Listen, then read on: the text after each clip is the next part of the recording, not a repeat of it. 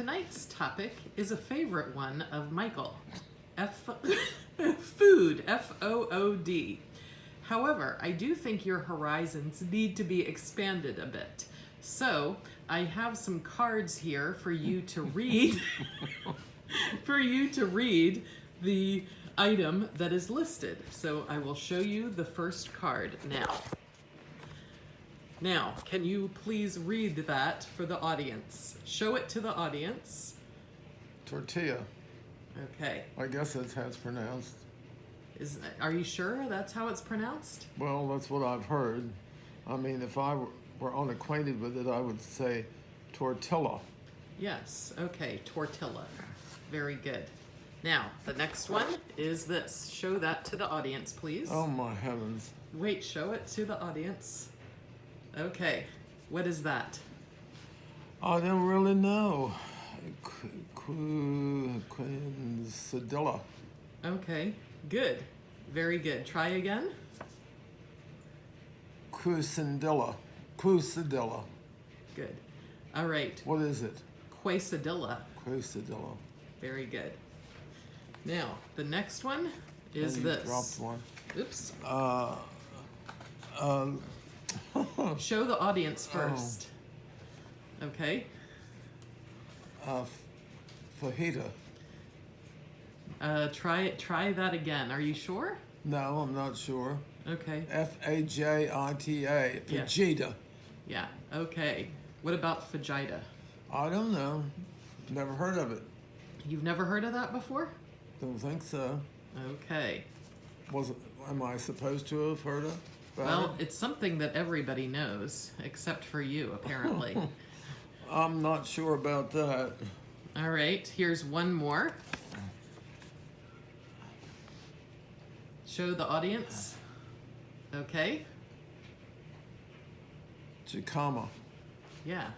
Very good. Jicama. Okay.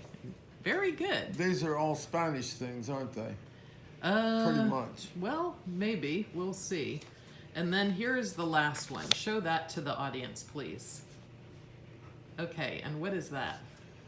Paella. Yeah. Don't you remember paella? Oh, yeah. We ate that. I had that in Spain.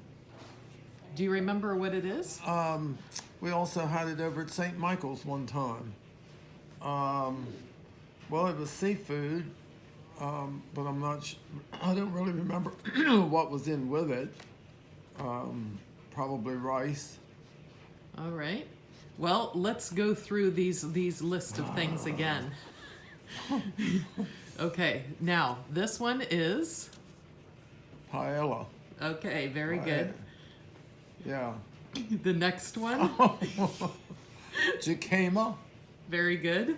The next one, Well, you said my first pronunciation wasn't right. Fajita. very good. Very But good. I thought in Spain they don't pronounce the J's. Well, the last one you did pronounce it, so imagine that. Quesadilla. Quesadilla. Tortilla. Well, you got that one right. Okay. Okay. You would imagine that you would get the double L right on one. You would get it right on the others, too.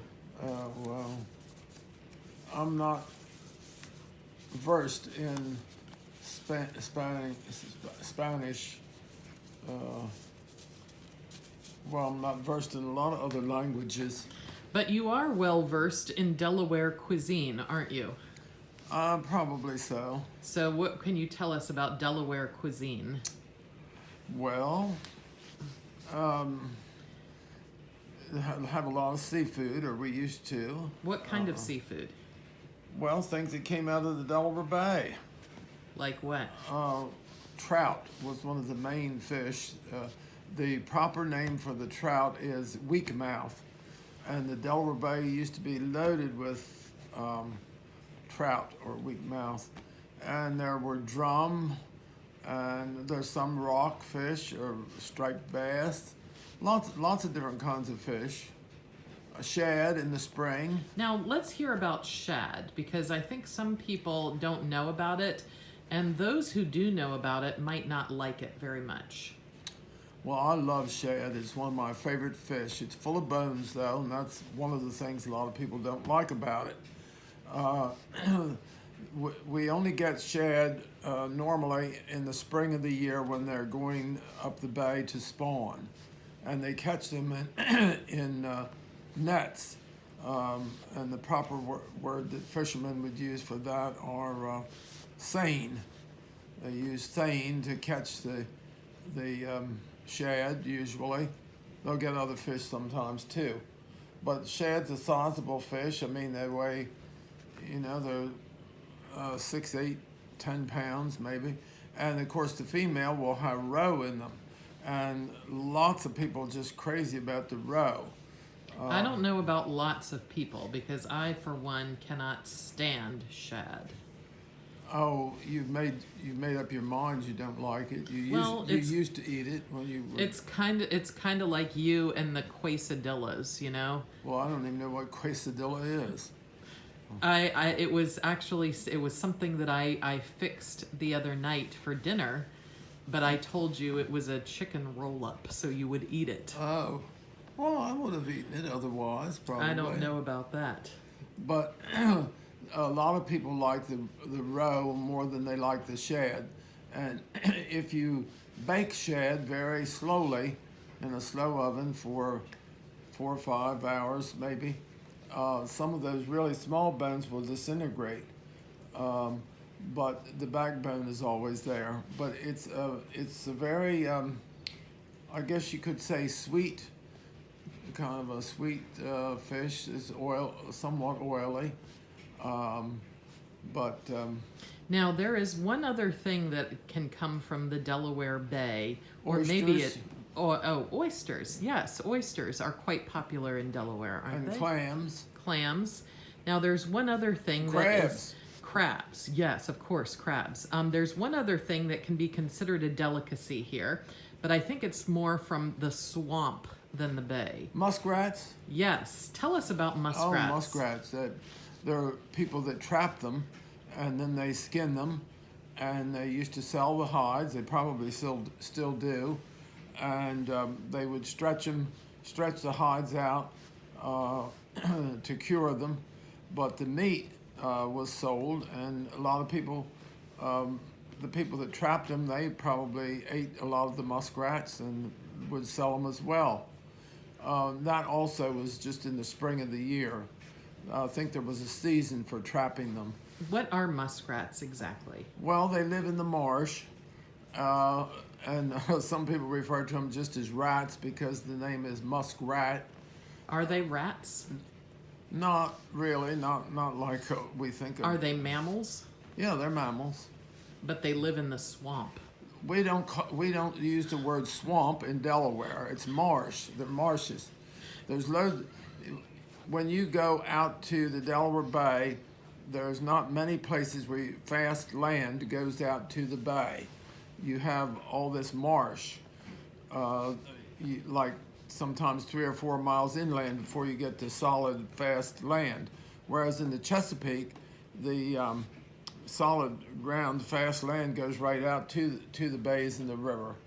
All right, so muskrats, they live in the swamp. I mean the marsh. Live on the marsh. They live on the marsh. And they trap them. They have traps where they catch them, and then they would tend to them every day.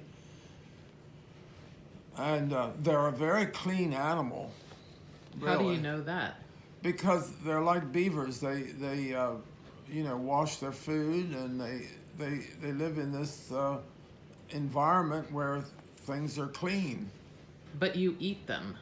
Well, some people eat them. Yes, I've eaten muskrats. We always had muskrats in the spring of the year. Did you trap them yourself? No, I never trapped any. So how are they prepared? Well, as I recall, now your mother has never prepared any, but my mother... Oh, my goodness. My mother would get... The muskrats were already skinned when you got them. And their little eyes are still there, and so a lot of people wouldn't like looking at that. But she would parboil them first. And then after she parboiled them, then she would do it as if she were frying chicken with, flour and salt and in a skillet. Wow. And it's dark, all dark meat, but it's very good. What does it taste like? Muskrat.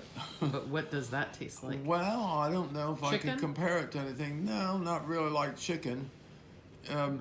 And sometimes I suppose some people would think it had sort of a wild taste to it a little bit. So Gamey? gamey. So in that case, some people would cook an apple with it or onion or something to sort of draw that out.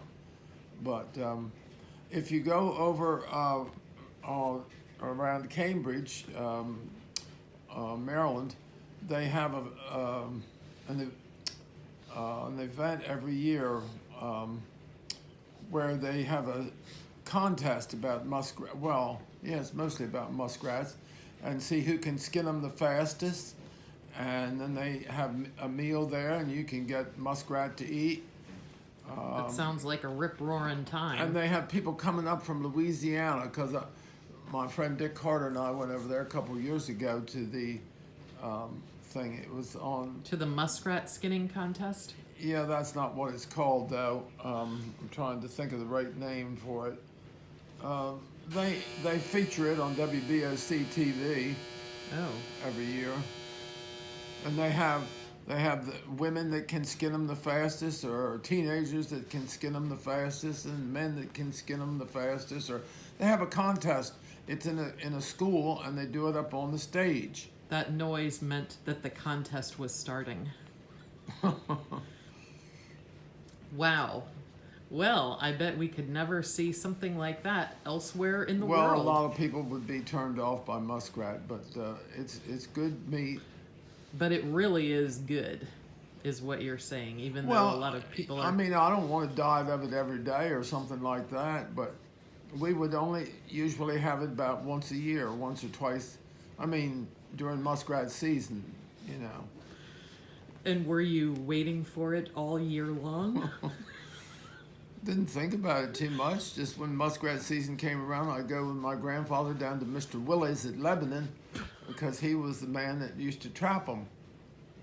And then you picked out the muskrats that you wanted. I guess, or whatever. And who was Mr. Willy? He was the man that trapped the muskrats. He was.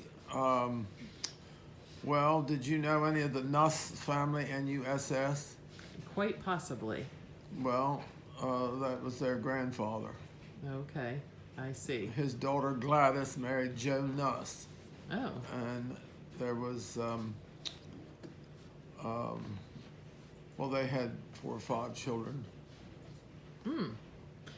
Now, you have a very nice t-shirt there. Would you like to show that to everyone?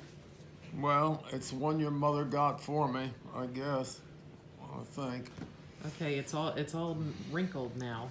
Well, there. Okay. Can you read it? Yes, I certainly can, and I bet I had everyone it on the other day when I went to Spence's Bazaar, and this man saw me, and he said, "Hello, hey Mike," or something, and I didn't recognize him, but I spoke to him, and then he started to carry on a conversation, and I kept thinking, "Who is this?" And then pretty soon he says, "Well, my name's Mike too, or Michael." That's a good name, so that was why he struck up a conversation. Did you get his license plate number? No, I did not. Oh my gosh. Wow. All right. Well, that was quite an interesting conversation. Thank you very much for telling us more about muskrats. We are now much more properly educated. Oh, and Mr. Willy as well. And license plates. You mentioned license plates. Yes, but we didn't talk about that. Maybe next time. All right.